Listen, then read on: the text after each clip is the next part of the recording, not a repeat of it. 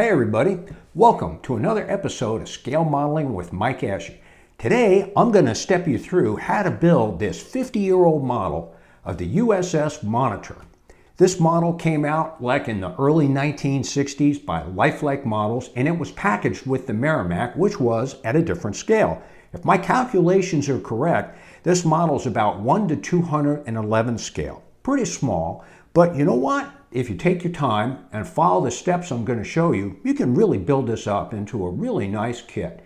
And you can find these kits on eBay. So let's get started. Mark the main parts with their part numbers, clean them up, and tape them together. I use this tape-up technique for all my model builds. It is always my first step in construction after studying the instructions and the parts. This allows me to determine what issues the kit has, what assembly sequence works best in concert with painting and detailing, and it gets me thinking about how best to solve the identified issues. I also note on the instructions any of these identified issues.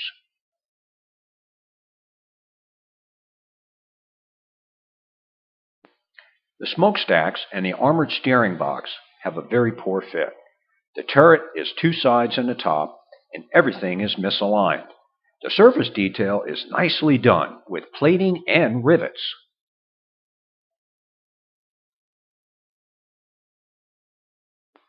The positioning hole for the flagstaff was too large, and there were dimples on both sides of the hull. The dimples were drilled out and plastic rod inserted as well as in the flagstaff hole. The plastic rod was glued into place, cut flush, and sanded smooth.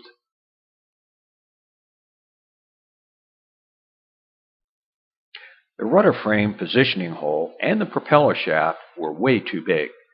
A length of plastic was glued to the inside of the hull to close up the rudder framing positioning hole, and the propeller shaft hole was sealed flush with a small piece of plastic.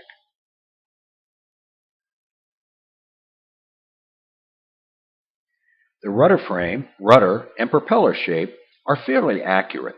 Propeller shaft was replaced with a length of stiff brass rod. I always use Tester's enamel silver paint to detect surface flaws and seam flaws.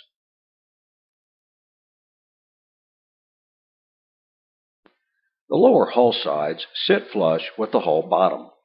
The first application of superglue attached the upper and lower hulls together, and several more applications were necessary to fill the void around the perimeter of the lower hull area.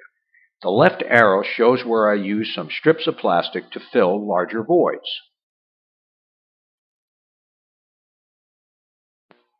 Once the superglue dried, I wet sanded the flat underside of the hull with a coarse grade sanding stick.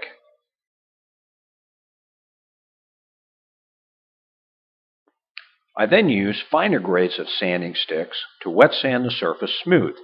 The plastic was then polished with a 0000 steel wool pad. The smokestacks and the armored steering box have surface dimples, and the fit is poor. The mating surfaces were also rough with tiny bumps.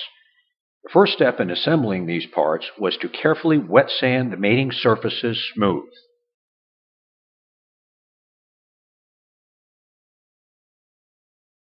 The parts fit together much better with smooth mating surfaces. Several applications of superglue were needed along the seam lines to fill all the tiny voids. The dimples on the armored steering box were drilled out and plastic rods superglued into place. The rods were then cut flush with the surface and wet sanded smooth. The Dahlgren cannons were cleaned up, and then the ends were carefully drilled out. The turret was also taped together again.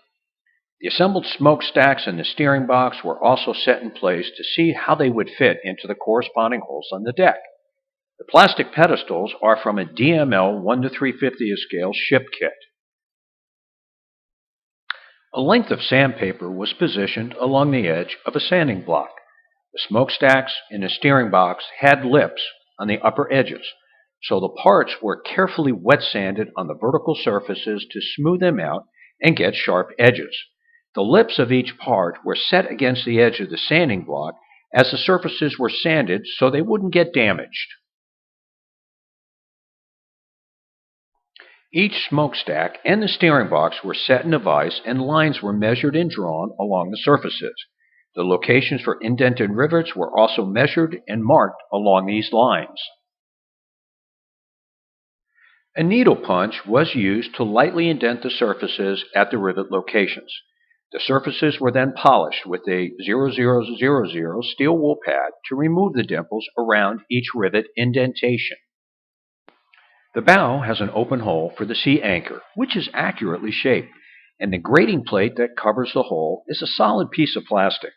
To remove the excess plastic between the framing, I wet sanded the plastic until it was paper thin, and then I carefully removed the excess plastic. I use this technique a lot on aircraft parts such as fuselage and wing air intakes.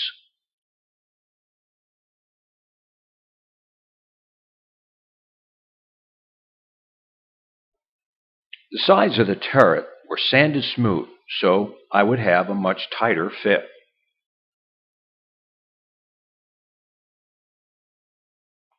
The turret seams were filled with superglue and carefully wet sanded smooth with a sanding stick and a flexifile. The lost detail was carefully drawn onto the turret sides, and the plating was lightly scribed, and the rivets were replaced with tiny indentations.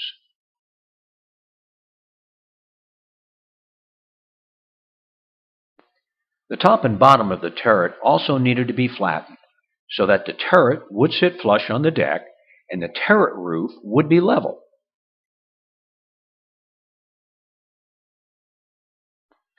The turret did not have a floor, so I scratch-built one so the Dahlgren cannons would sit correctly.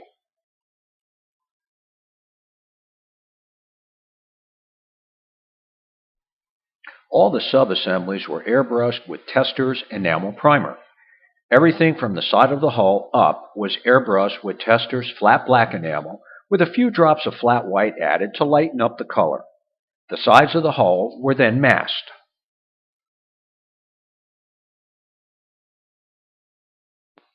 The hull was flipped over and balsa strips were taped to the deck to elevate the model.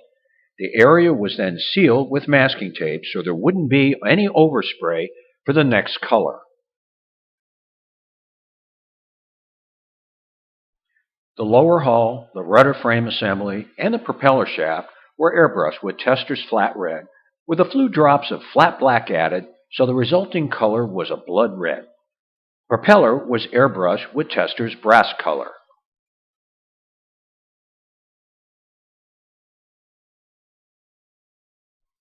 The inside of the turret, the floor, and the underside of the turret top were airbrushed with Testor's flat white.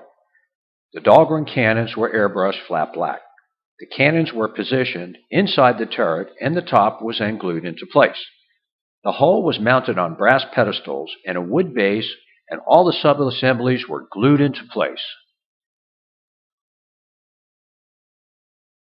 The Life Like USS Monitor is a simple kit with poor fit, but if you take your time and use simple construction techniques, it can be built up into a really nice model.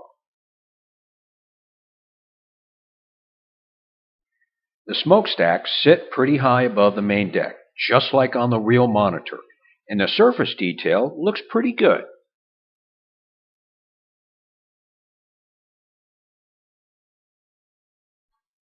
The lower hull plating and rivet detail is much more pronounced than on the sides of the hull and the main deck.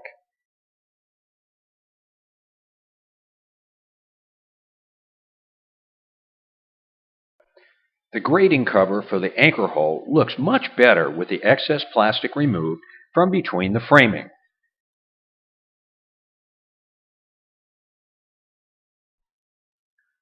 The tops of the smokestacks are smooth, the lips of the stacks look good, and the edges line up.